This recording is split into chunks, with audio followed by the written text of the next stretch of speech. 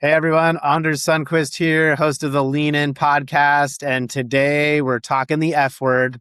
We're talking fraud. Jason, man, I'm glad you're here. Co-founder, CEO of Tofu. I've really enjoyed our chats. You're definitely an expert as it comes to fraud prevention. Tofu seems to solve for that. So excited to unpack a bit about what you all are building over there. But first, a note of gratitude and a note to the listeners today. So if you're a people leader, talent leader, recruiter, sourcer, and you're seeing fraud, you're not alone.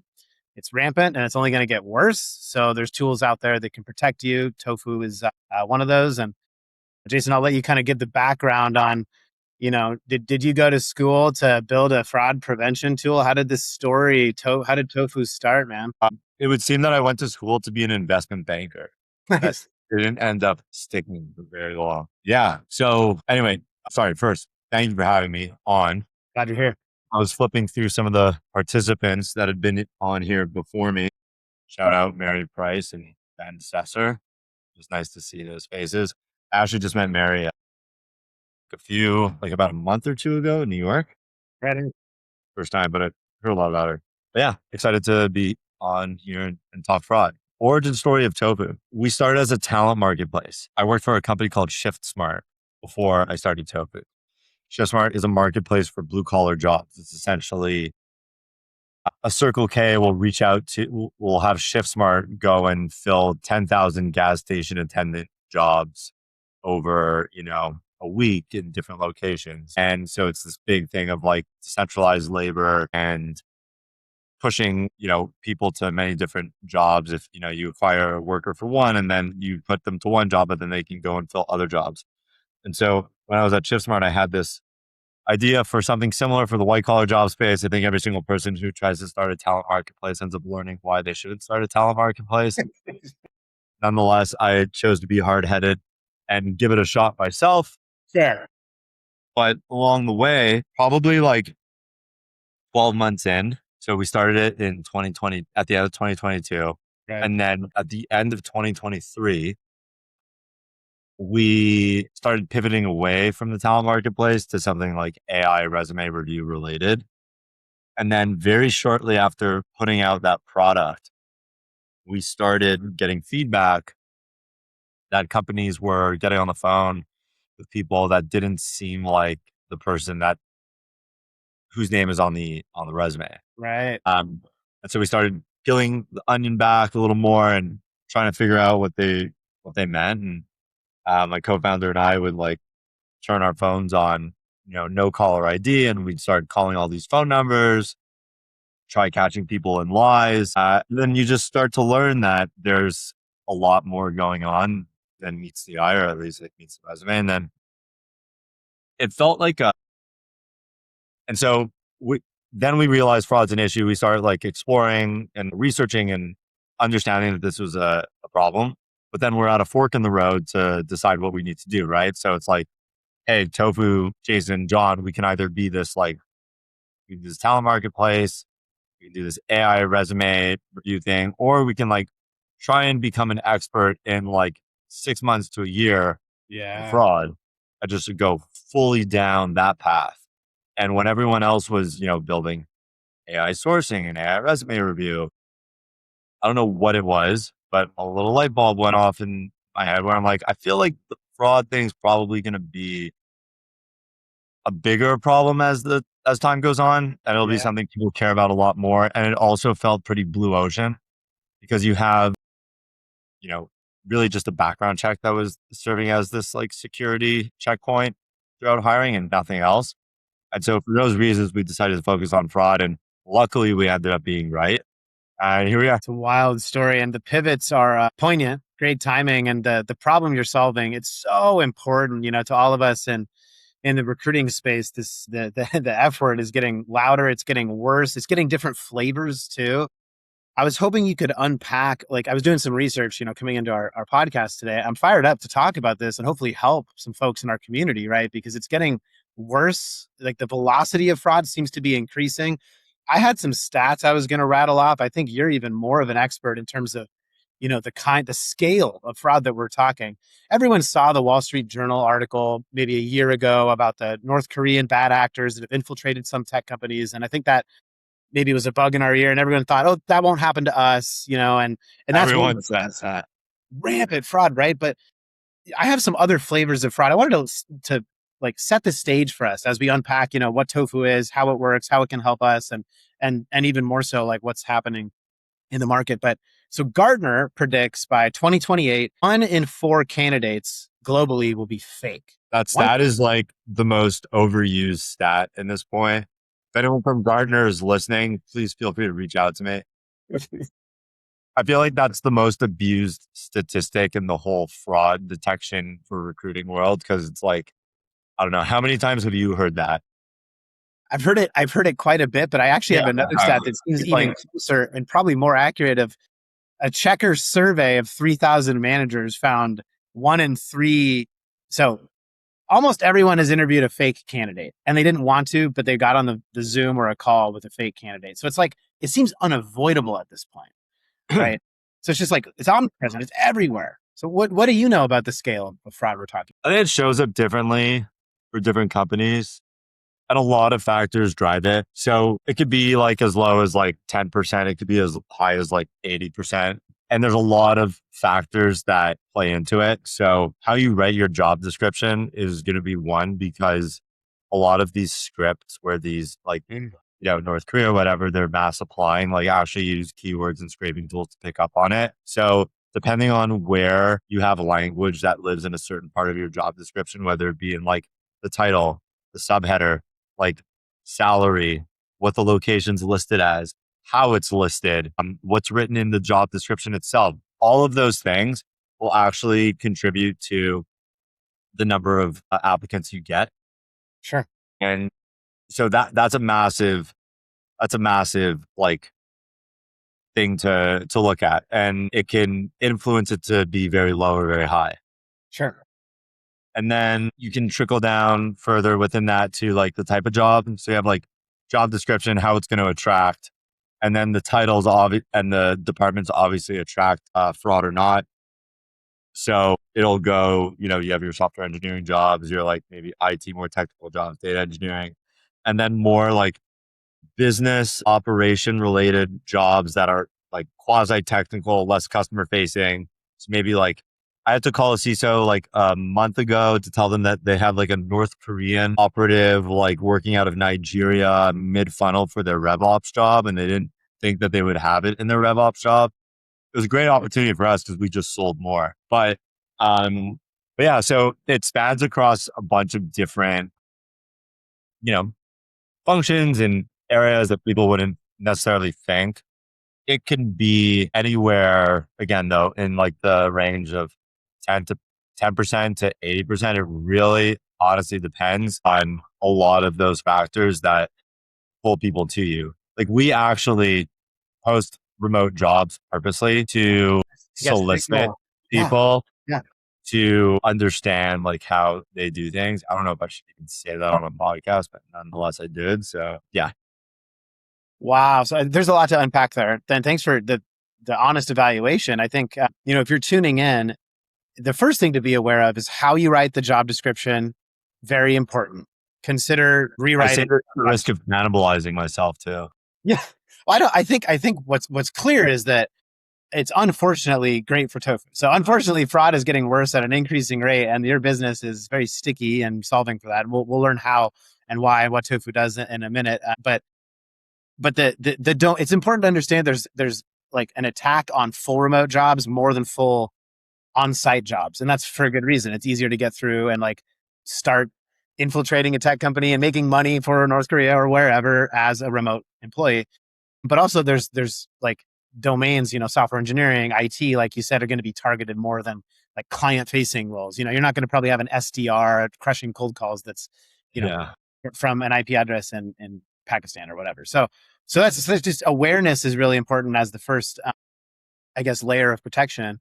Any comments you can make about like setting things up in the ATS or around like social media evaluation? Like before we get into the granulars of what Tofu does, like just other high visibility things TA teams can be aware of for like what is clearly fraud, sign of not fraud. What is clearly fraud versus not fraud. Yeah, like one of the things that comes to mind, like that we've had to learn quickly is like social media profiles. Like a LinkedIn that was created last week and has zero connections is like probably not a good sign. Yeah, sure. That's like pretty table stakes. Right. I don't know. I think that if you're a recruiter and you've been one for a while, that you just start to notice patterns yourself, right? You'll see like a certain format or a certain color, and they change often too. So it's possible that like as a recruiter you can be getting this wrong, but I think generally there's a pattern to which the resume is written, like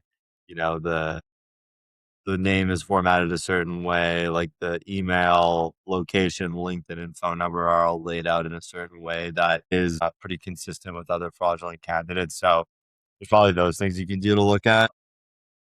I'd say, I'd say that's probably one of the strongest indicators, other than like you said, like the LinkedIn. But like every time I talk about a LinkedIn connection or a LinkedIn creation date being really new, it's like I don't know. That's like such a like everyone already knows that already. So let's talk about something, like Yeah, yeah, it, yeah, yeah, yeah. more meaningful. You know what I mean? Not to you in this conversation, but it's like that is at this point It's like everyone knows that. so table stakes. Yeah, and I was just laughing to myself like many of us who got into recruiting, say you're internal at a tech company and you've been doing this 10 years, you started cutting your teeth in agency. That was me 15 years ago. And like fraud's been around forever. It just felt different back then. Like, back in the day, you'd have like a Tata Consulting, software engineer who was interviewing on behalf of someone else, and like, their face wouldn't match, or their voice wouldn't match the last call you did. It's like this has been around forever. It's just new the scale, I think, and the way and how creative it's become. And remote is one of the catalysts of that. But to your point, yeah, like let's skip the table stake stuff and talk about some of the mechanics. So I'm fired up to hear a little bit more about like tofu's like how does tofu work? Like if I was new here, I never heard of tofu. Many folks on the show probably haven't. Like what does tofu do and solve for? And like what are the mechanics under the hood of how it works? Yeah. So the one liner, it's like we flagged fraud in your ATS so you don't screen or advance the bad actor. That's like very simple thing. Like we're gonna tell you where fraud is in your system. We're going to tell you our assessment of the person and give you signal as to whether or not you should move them forward. Recruiters still decide, we'll give you our interpretation. So, the value prop that we like to share with companies is we're going to reduce the number of screens with bad actors or fake candidates to zero. We're going to make room for real phone calls. So your interview slots don't get cannibalized by fraud. You preserve your trust with hiring managers because you're not sending them fake candidates, right? Like after a certain point, if you send hiring managers fake candidates, they probably stop trusting you, right? I don't know. And then last is we're just going to make sure that you aren't one piece of the puzzle that ends up moving someone forward where your company hires them. And now you have this whole investigation that puts your company in gridlock operationally because you have to go and investigate what happened, do this whole post-mortem, and that you don't hire someone. So like those are the four things. How it mechanically works is we integrate with your ATS through an API. We You tell us what job you want us to screen candidates on, whether it be on the whole job, a particular stage, across a department of jobs, or your entire ATS. Like we have the flexibility to flex like as broadly or as narrowly as we want. And then we screen every applicant that comes in for signs of fraud. And we have two types of fraud detection, like verification SKUs.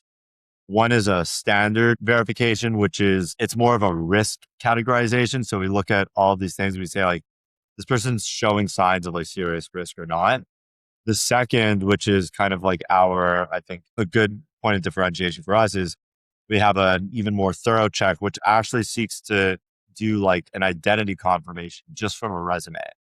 So we can actually say like, this is the real Anders, or this is someone pretending to be Anders. And then, so that's what we do at application review. And then we just recently launched deepfake detection and seat swapping. It's been out for a few months, where we, again, connect to your ATS. We look at the interviews and we join the interviews. Or if you have an AI note taker, we can like pull from that.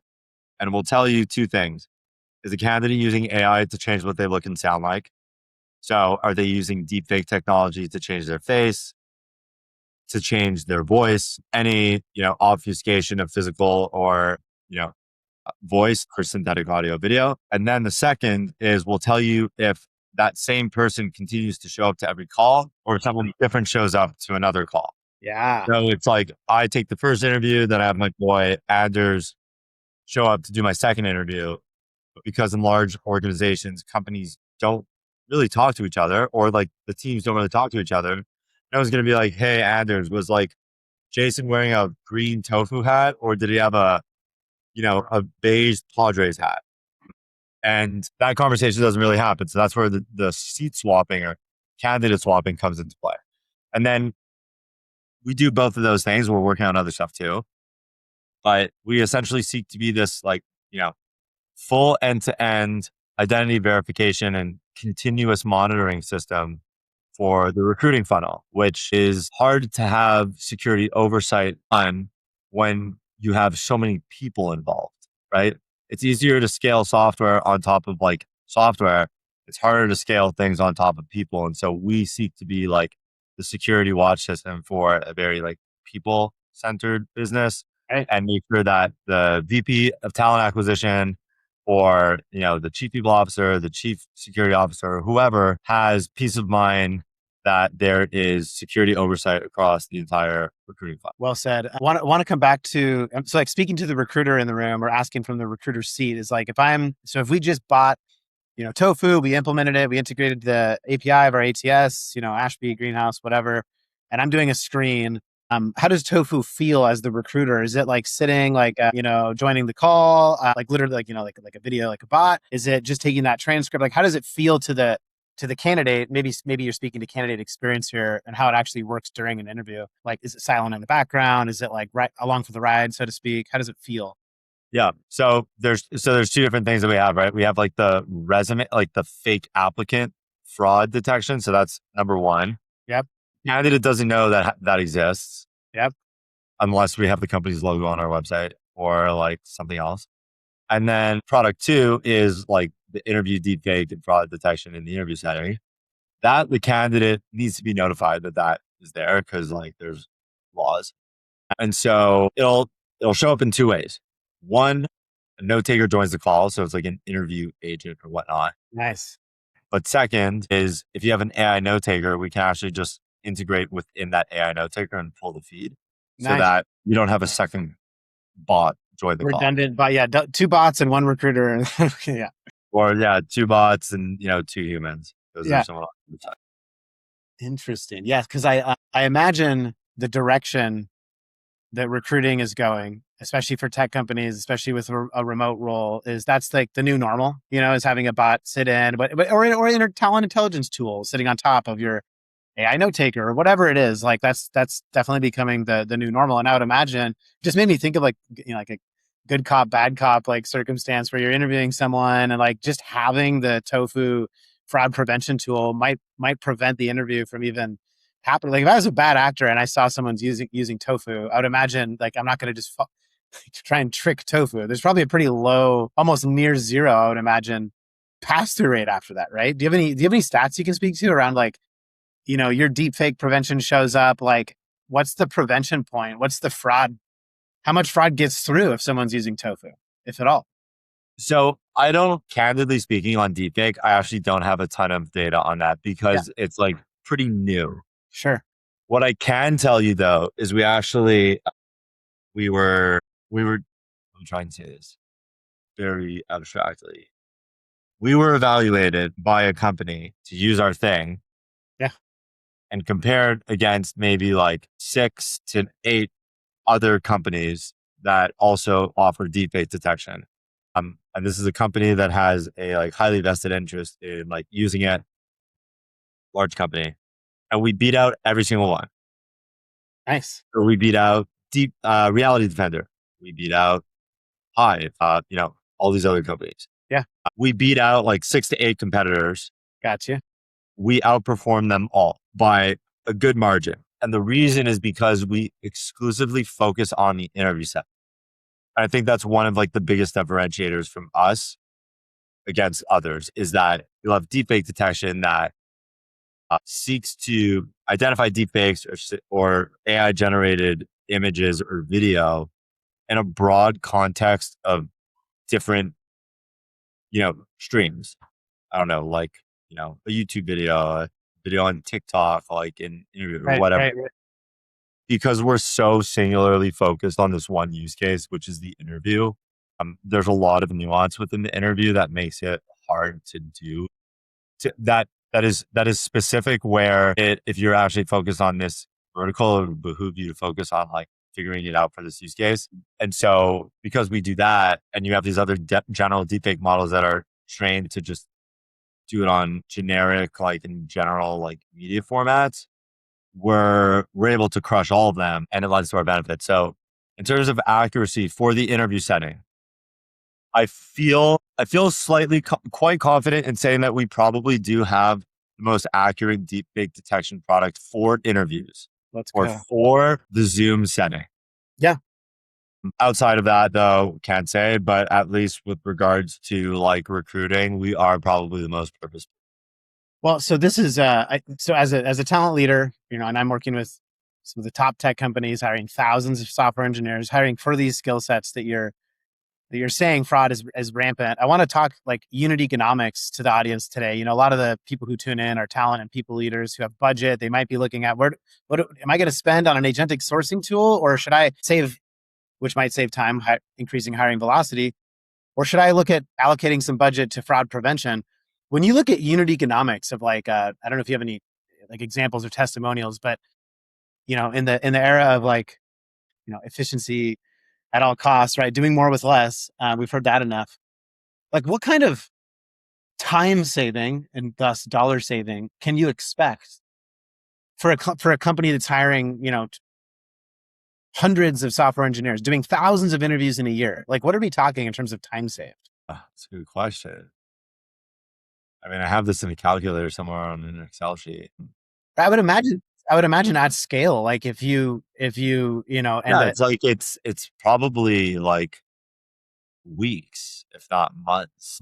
yeah, But that's if you're measuring it on like, okay, you're going to spend time doing it on all this because everyone takes shortcuts, right? Like you might have a recruiter just bulk reject like 2,000 people, and then suddenly you've like freed up 2,000 times right, 30 right. seconds to do it. So is that actually like a meaningful number to measure? I think like time saving has always, if you'll talk to like any founder, they'll tell you like time saving is just like the worst thing to sell on because there's a bigger problem you're solving rather than like time savings. But yes, time saving is very helpful Yeah, if like what the thing is helping you do helps you do something else than just save time.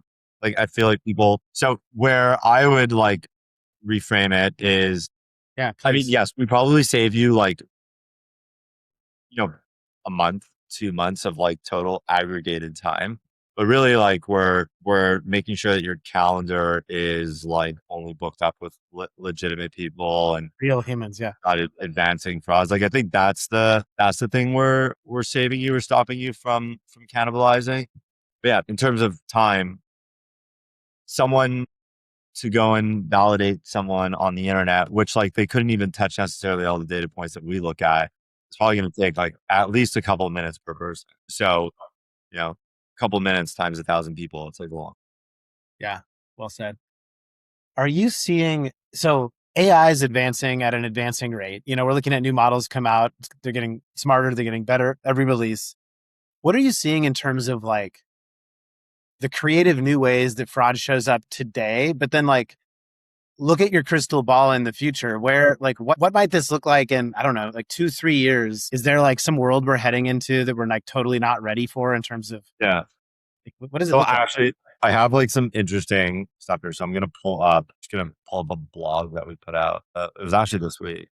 Okay, so there's new models are being released like every single month across like I don't know. There's so many different like AI model providers, but these are all being used like, across like different types of technologies. And so deep fake models are always like releasing, and there's improvements and things like that, and they just get better and better. So like I would say if you have a good like deep fake now, just in like 12 months from now, it'll probably be like really freaking good. Okay.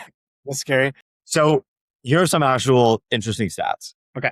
So a general deep fake, and I'm reading this from a blog we have, which we cite like the actual research, so I can share it with you after. But a deepfake model that is trained on very specific things will perform very well on the things it understands. So that means that if you're scoring around like 90% plus in a lab of controlled media, okay, great. Now there's like research done at Berkeley and this other university, and I'll share it again for anyone who wants. They can go click in the comments. That deepfake research was then taken and then thrown against things that the deepfake model had never seen. On this video right now, the video is being compressed ever so slightly so that you can see my hand move in a certain way, or you can hear my voice, or, the pixels form so that you can see me with like clear resolution. So compressing a video reduced this like deepfake model's accuracy from 98% to 61%, meaning that the deepfake model's ability to say like, this is real or this is not, went from 98 to 61%. Then it was presented a deepfake that it hadn't seen before. So same deepfake that it saw, slightly compressed video drops from 98 to 61%. Shown a deepfake that it never saw before, this model went from 98% to 52%. And then that same video was obfuscated ever so slightly with static that you and I really wouldn't be able to perceive.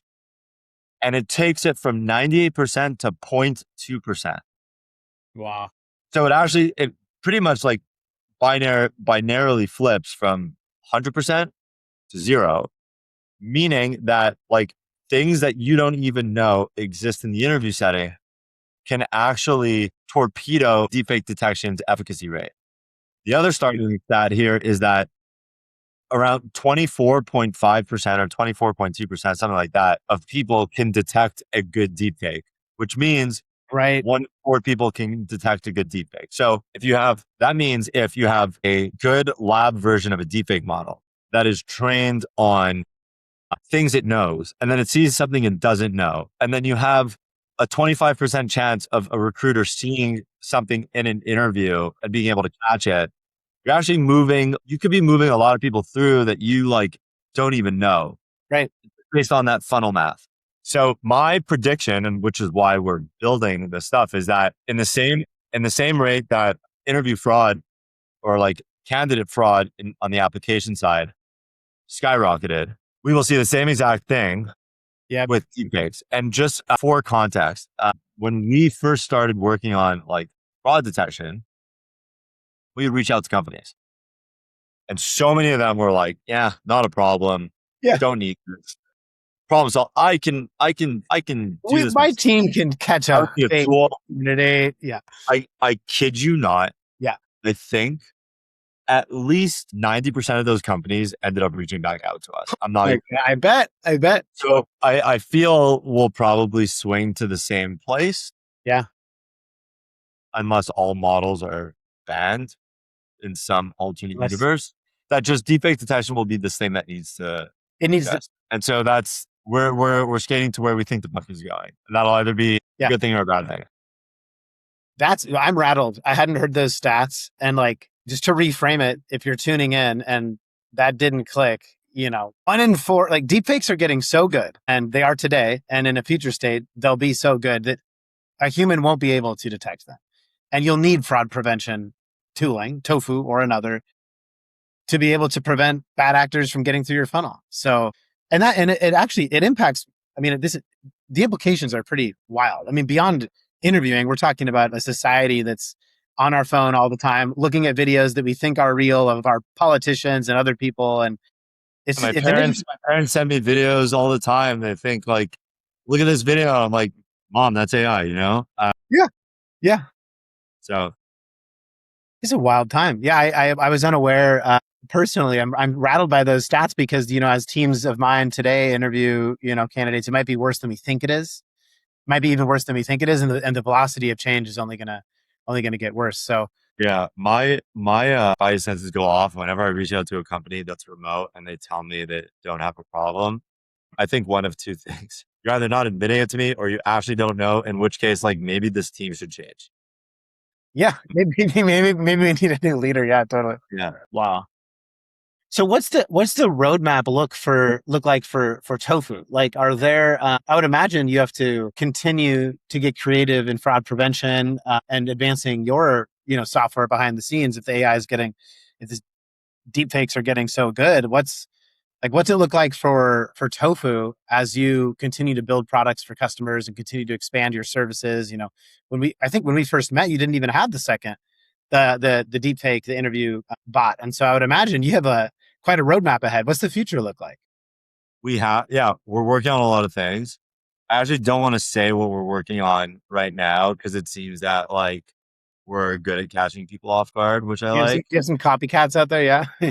Yeah, we do. Literally had a competitor book a call with us under a different company name, thinking we wouldn't find out, and then we found out. We confronted him, and he just like totally fumbled. He was like, "Yeah, like we don't book, we don't. Whenever we book calls with people, we do it under a different name That's got to be because the most flattering thing for your business you could have. yeah, yeah." Well, the guy even on the phone said to me, "Is like, yeah, we don't book calls with competitors under our company name because people aren't as open to sharing." And I'm just like, We nope, do it under fake company names. So no kidding. Like, you don't say. So yeah, I mean, it fires me up when I see someone doing that because I'm like, yeah, we're clearly building real estate in someone's mind.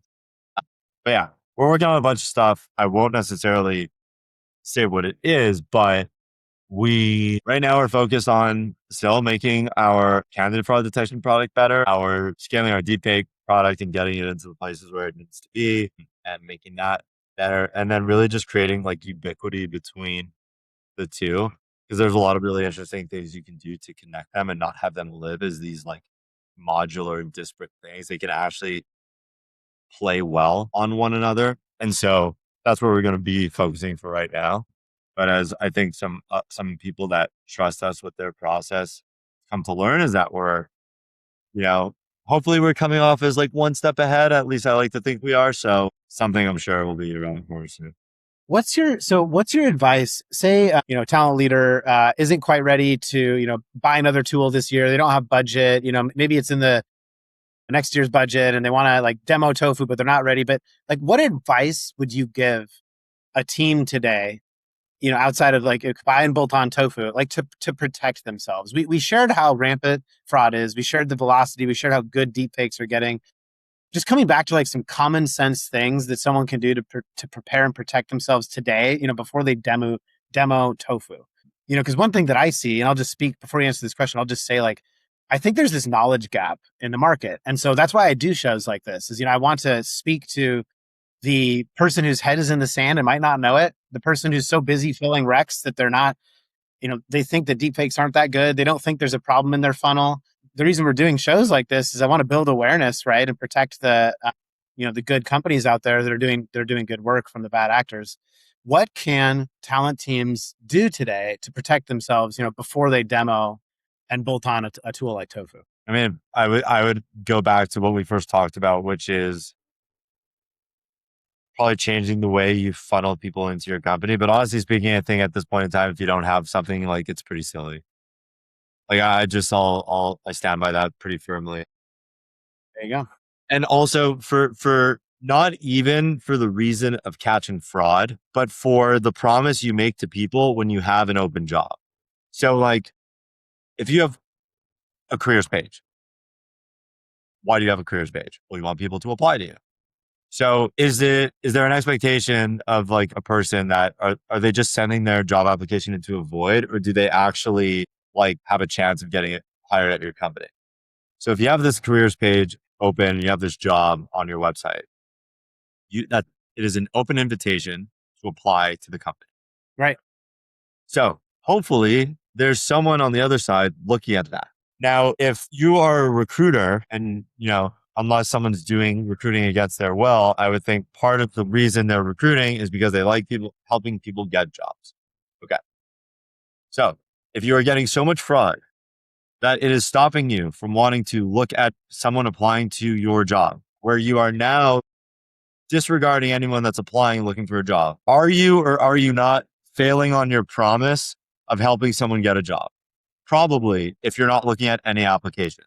So morally, what are you going to do about it? Are you going to just let that sit, or are you going to do something about it? Because if you claim, and I'll like look at whoever it is that is, watching this, like if you claim to like helping people get jobs, and then you are internally saying, I'm not even looking at applications because there's so much fraud. And that's happening. Go look at yourself in the mirror Yeah. and ask yourself, are you being the best you can be because you're ignoring this problem? And if the answer is yes, then do something. So just this week, I had a talent leader at a public tech company literally say that they're going to change the structure of the recruiter role, and it's a bundled recruiter sourcer role, to doing purely outbound and not job posting and filtering, because the signal to noise ratio is so off. They're basically saying there's so many irrelevant and fraudulent candidates that now they're going to purely source passive outbound, and that's their solution. And so that's the state of the market today, which is wild. Yeah. I don't know who that is, but I'll just like say that like I think that's dumb, because like you don't have to go that route. Like you can put something in place and like use Tofu, use something else, like whatever. But I hope people do use Tofu. But like you don't have to make that choice. Like you don't have to, you're not forced to make that binary choice. Right. So that seems to be someone who's just like choosing to ignore it or whatnot. But like, that's my stats. Also, as someone who's been in recruiting 15 years, can we put careers pages one click away? Being nested, 3-4 clicks deep on a company website is not helping you. So whoever's responsible for that, let's move careers to the landing page, please. Yeah, it would make our go-to-market easier too when we're scraping for the number of open jobs on a company's page and figuring out to call them. It makes using Clay a lot cheaper. Touche. And it makes a recruiter's life a lot easier too, and a candidate. So whoever's responsible for that, I'm talking to you. Let's put careers pages on the landing page. I want to look forward now, back to the crystal ball question. More esoteric though. Jason, I want to look at like your thoughts on the tech industry. 5 years from now, where are we at? Where is the industry? That feels like outside my pay grade to opine on the whole tech industry. Let's go, because things are changing so quickly. Macroeconomic conditions wildly changing. AI is changing how companies build and invest. What's your crystal ball say? It's kind of my favorite sign-off question for where, and I'll narrow it down more to like, where is and how has hiring changed in the tech sector 5 years from now? Honestly, I don't know. Like, I feel like that's a genuine response. Like, I don't know, to look 5 years out. Like, it's 2031. I honestly just think that a lot of interviews will be done with AI. Like, at least like a first call. Like, I think most will. I think people aren't ready to hear that. Say that again. Yeah. I think if you reject the fact that shouldn't be done, it's really silly. Yeah. Because it scales your time, but it also gives candidates you wouldn't look at a shot, because as a recruiter, you're constrained by time, right? You only have 8 hours in the day. So if every call is a 30-minute slot, you only have 16 possible open calls per day, or maybe 24 if you're doing 20-minute calls. So if you can do 24 calls a day times, that's 120 calls a week. Now, if you give it to an AI interviewer, you can do maybe 4 or 5 times, and then you can look at that, and then maybe someone who doesn't show up so well on paper actually knocks your socks off when they present themselves on camera. That seems like a much higher leverage thing to do than to be so hard-headed that AI interviewing just can't exist. Right. So I think that is a good thing. And shout out to Tracy St. Dick over at Zapier, who I was listening to talk about this. I actually fully agree with her, which is they have found, or Tracy, I don't know if I'm misquoting you, but they found that people like who they may not have looked at have been otherwise given an opportunity because, you just expanded to more people. So I think 5 years from now, for sure, that's 100% a thing.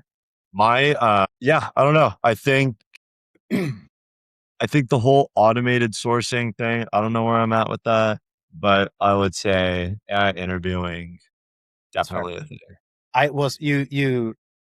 So I had two predictions. These are changing like week over week. These are genuinely changing. I talked about one recently, but I think we're going to kind of see so macro and micro predictions from my tiny corner of the sandbox is I think we'll see this like kind of parabola like regarding like hiring velocity. I think we'll continue to see layoffs attributed to AI. I think that's false. I think there was bloat, but I think like the archetype of who will get hired will be like AI fluent, AI forward, and like look for efficiencies. So I think layoffs will continue in like Fortune 1000. I think SMBs will hire at an increasing rate, and I think we're going to then see this like pretty meaningful upswing.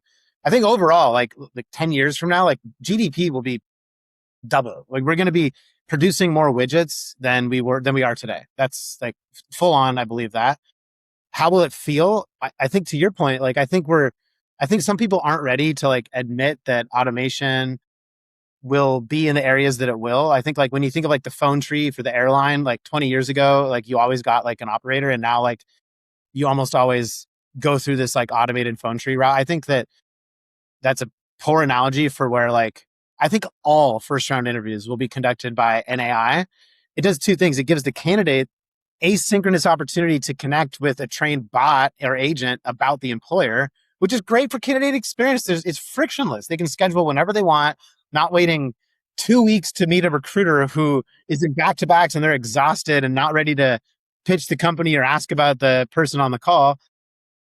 And I think that agents as deepfakes are going to get better and better at detecting like a viable candidate. And then after like some first round agentic interviewer, fraud prevention interview, that then a human will meet them for some conversation. So I think interviewing the way it feels will change, but like that layer I think will become ubiquitous. So That's a good, like, yeah, that seems right.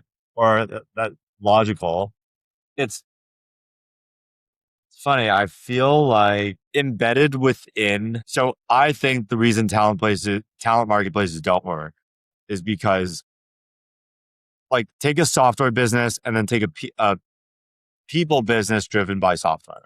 Software fully controllable, people highly variable, mm, right? And like this is what we saw at least when I worked at ShiftSmart, and probably I should have seen the writing on the wall before I tried starting this talent marketplace. But like with recruiting or talent acquisition, especially from like I'm starting a business of like placing a person and having them get a job. If you have like 8 different touch points and you're responsible for the first handoff, you have zero control.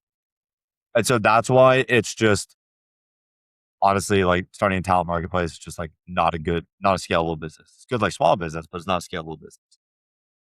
And so for that reason of it, because people are variable, they have emotions, like I don't know, someone just doesn't show up oh yeah, one day, or someone reads an email that someone sent in the wrong way and it rubs them the wrong way, but like the candidate didn't mean to write that. For whatever the reason is, it can tank that person. For all of those reasons, as long as I feel like people are hiring people, like everyone says like, oh, hiring is this human thing, it's not going to go away. I do believe that, but I believe that for the reasons that a talent marketplace business is really hard to scale, in that people are so variable and what someone wants is so variable that like it's hard to leave it up to something else to make that decision. So I think there will always need to be someone in the loop, but I think what people don't think about are the small little gains of alpha that don't need so much human oversight that people think need more, that will be removed, like the first interview right. or a reference call or, things like that. Like someone should be working on the AI reference call agent. Boom. That In thing, like, business, yeah, that would be great. if you're tuning in, you want to partner up with Jason, send him a DM. not even me to build that, but I just feel like that's something that What can needs to be be like built? I think you're built bringing up out. a good point. Is things are changing so quickly. There's gaps in how we hire people today, and it's going to change really rapidly. And maybe our crystal balls are wildly off, but it feels like that's the direction we're going. And who knows? So I'm here for it. I'm on standby. But I wanted to thank you, Jason. Wise words. I appreciate your honesty. Thanks for being on the show. I learned a lot in our chats about fraud prevention, and what Tofu can do. If you're curious what Tofu can do for you, we'll have some of those articles and comments in the comments, the post here, Spotify and YouTube, the links. Yeah, check comment below. Thanks for joining, man. This was a good one. Appreciate you. Thanks for having me. It was good on a Friday, like holiday day off. Get some time to think and It was have a fun chat. Yeah, thanks again. Thanks, everyone. Take care. And there it is. It says it's still rolling. Well, we got to stop that. It's connecting. We'll make sure it's ended. Hey, that was good, man. Appreciate you. I'll make sure that we clean up the comments and get this edited in the next month or so. Great. Yeah. No, it was good. It was good. I'm glad I got to talk a little bit more